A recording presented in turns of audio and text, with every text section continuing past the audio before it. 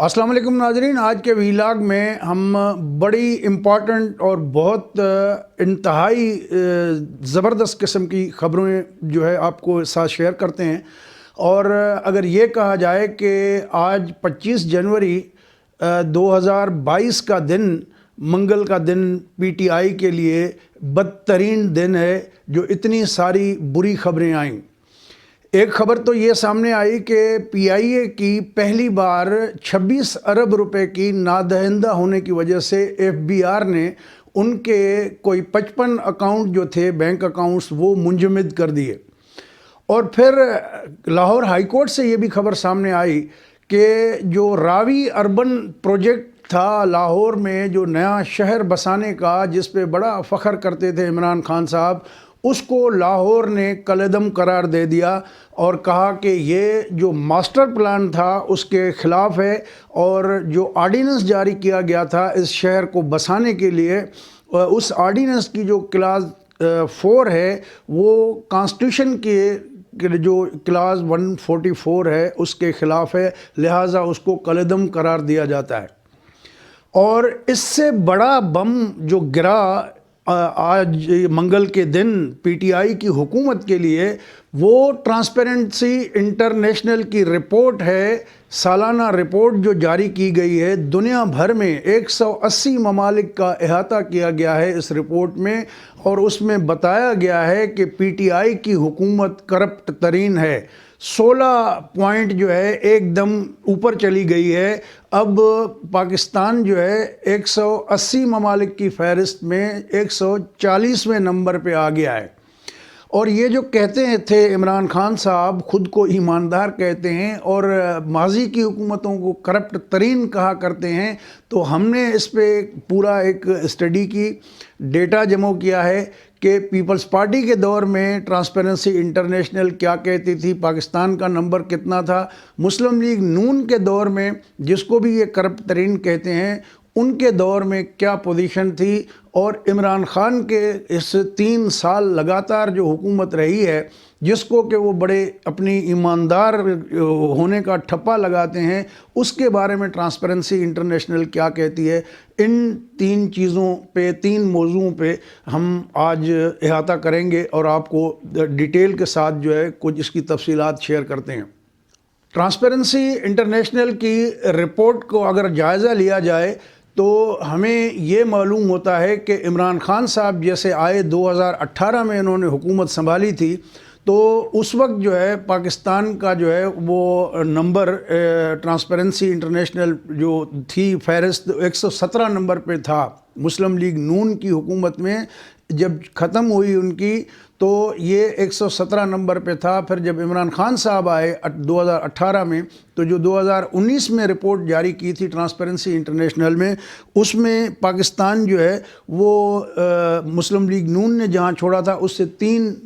Step back چلا گیا، یعنی کہ اس وقت 120ویں نمبر پہ تھا پاکستان۔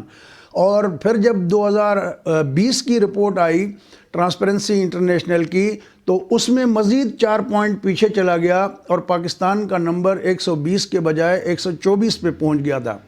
اور اب جب 2021 میں ٹرانسپیرنسی انٹرنیشنل نے رپورٹ جاری کی ہے، تو اس میں پاکستان کا نمبر 16 پوائنٹ پیچھے دھکیل دیا گیا ہے، یعنی 140ویں نمبر پہ آ گیا ہے، جو کہ انپریسیڈنٹڈ ہے۔ یہ اس نمبر پہ کبھی پیپلز پارٹی کے دور میں بھی پاکستان نہیں رہا، نہ مسلم لیگ نون کے دور میں اتنی بدحالی اور اتنی جو ہے کرپشن کی انڈیکس میں اتنا پیچھے کبھی بھی پاکستان نہیں رہا، جو اس بات کا مظہر ہے، اس بات کی عکاسی کرتا ہے کہ مسلم لیگ نون اور پیپلز پارٹی سے کہیں بدتر کرپٹ حکومت پی ٹی آئی کی ہے، کیونکہ ٹرانسپیرنسی انٹرنیشنل ایک عالمی ساکھ والا ادارہ ہے، یہ کوئی پاکستان کا ادارہ نہیں ہے، یہ دنیا بھر کے ممالک کی انڈیکس جو ہے، یہ اس کے مختلف اصول اور پیمانے ہیں۔ اس میں گورننس بھی ہے، قانون کی حکمرانی بھی ہے، انسانی حقوق کی درجہ بندی بھی ہے، اور ڈیولپمنٹ کا اخراجات کتنے ہیں، اور سول رائٹس کی کتنا احترام کیا جاتا ہے، مختلف پیمانے ہیں، ان پیمانوں کو نظر میں رکھتے ہوئے یہ رپورٹ مرتب کی جاتی ہے۔ تو صرف یہ کہنا کہ ابھی بھی عمران خان صاحب کے جو وزراء ہیں، فواد چودھری نے کہا کہ پاکستان میں مالی کرپشن کے حوالے سے سیم اسکور ہے اور ہم جو ہے وہ دیگر اکاؤنٹس پہ جو ہے پیچھے دھکیلے گئے ہیں، تو لہٰذا جو ہے پاکستان میں فائنینشیل کرپشن نہیں ہے۔ عجیب ایک عذر پیش کیا جا رہا ہے کہ جب مسلم لیگ نون کے دور میں یا پیپلز پارٹی کے دور میں یہی ٹرانسپیرنسی انٹرنیشنل جب اس طرح کی درجہ بندی لاتی تھی سامنے، تو اس وقت تو بڑا شور مچاتے تھے آپ کہ جی انٹرنیشنل ادارہ ہے، انہوں نے کہہ دیا ہے، مہر ثبت ہو گئی ہے کہ یہ ہو گیا ہے، وہ ہو گیا ہے۔ تو اب وہی چیزیں اپنے لیے جب آئی ہیں تو اس کے لیے آئیں بائیں شائیں اور مختلف جو ہے اس کے عذر اور تعویلیں پیش کی جا رہی ہیں۔ تو بہرحال یہ تو سب کے سامنے ہے، ابھی تک جب ان کے کٹے کھلیں گے تو پتہ لگے گا کہ کس طرح LNG میں تاخیر سے خریداری کی وجہ سے اس قوم کو 86-85 ارب روپے کا ٹیکہ لگ گیا تھا، کس طرح انہوں نے راتوں رات 25 روپے پیٹرول کی قیمت بڑھا کے کن دوستوں کو اربوں روپے کا فائدہ دیا، کس طرح جہاز جو ہے وہ سمندر میں کھڑا کر کے لنگر انداز کرے رکھا، اس کو برت نہیں دے رہے تھے، اور جب پیٹرول کی قیمت بڑھ گئی پھر وہ جہاز آتا ہے اور پھر راتوں رات اربوں روپے بنا لیتے ہیں۔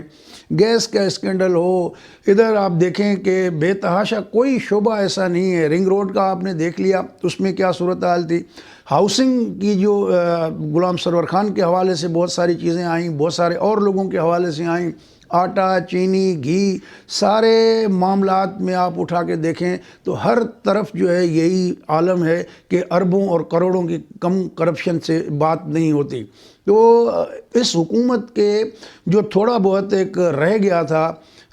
لحاظ، اس حوالے سے آپ نے دیکھ لیا کہ اب انٹرنیشنل ادارے جو ہے وہ کیا کہتے ہیں۔ نو ڈاؤٹ کہ انہوں نے کہا ہے کہ کورونا کی وبا کے باوجود اس حکومت نے اچھے اقدامات کیے۔ بھائی یہ تو اللہ کی مہربانی ہے کہ کورونا کی وبا اس طرح یہاں نہیں آئی جس طرح یورپ میں تھی، اور اس کے بہت سارے کوئی اسباب ہیں، اس میں آپ کا کوئی کرشمہ نہیں تھا کہ جس کی وجہ سے آج بلومبرگ کہہ رہا ہے کہ پاکستان کی معیشت جو ہے وہ اسٹیبل ہے اور بہتر ہوئی ہے دیگر ممالک کی نسبت۔ لیکن اگر ہم اس ٹرانسپیرنسی انٹرنیشنل کو دیکھتے ہیں رپورٹ کو، تو اس میں کیوں انڈیا کا نمبر سیم رہتا ہے، اس میں کیوں بنگلہ دیش کا نمبر سیم رہتا ہے، کیوں پاکستان ڈی گریڈ ہوتا ہے؟ یعنی کہ یہ ریاست کے اوپر خود سوالیہ نشان ہے کہ عدلیہ اتنا انصاف نہیں کرتی۔ جس طرح بلاول نے بھی تقریر کی لاڑکانہ میں، آج انہوں نے اسناد بانٹیں کچی آبادی کے، تو انہوں نے ویلڈ کوسچن اٹھایا کہ ایک طرف بنی گالا کے گھر کو آپ ریگولرائز کر دیتے ہو رقم لے کے، لیکن نسلا ٹاور کو وہ فیسلٹی نہیں ملتی، گجر نالے اور جو ہے کچی آبادیاں جو ہیں ان کو وہ سیم سلوک نہیں کیا جاتا ان کے ساتھ۔ تو یہ دوہرا معیار عدالت کا کس طرح ہے؟ تو اسی طرح کی چیزیں،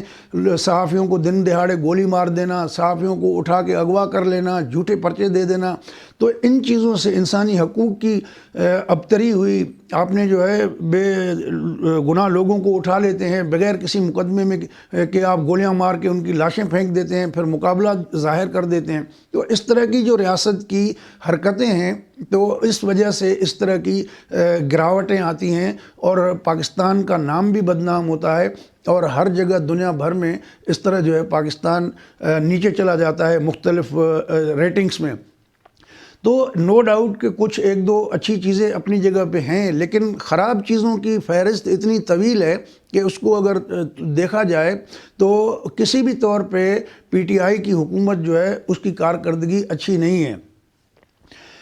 پیپلز پارٹی نے جب 2013 میں اقتدار چھوڑا تھا تو اس وقت بقول شاہد خاقان عباسی کے کہ پاکستان کا جو ہے 127واں نمبر تھا، لیکن ٹرانسپیرنسی انٹرنیشنل میں تو انہوں نے کہا کہ 5 سال میں وہ جو ٹرانسپیرنسی انٹرنیشنل نے یہ تصدیق کی کہ وہ 127 سے سلپ ہو کے نیچے آیا 117 نمبر پہ، یعنی بہتری لائی گئی۔ اور مسلم لیگ نون نے جب چھوڑا 117 پہ تو اب 140 پہ عمران خان صاحب آ گئے۔ پیپلز پارٹی کا بھی جو ٹاپ اسکور تھا وہ 127 تھا، اب یہ 13 گنا اس سے بھی زیادہ پیچھے چلا گیا ہے۔ تو آپ خود اندازہ کریں کہ ماضی والے زیادہ کرپٹ تھے یا یہ موجودہ حکومت زیادہ کرپٹ ہے۔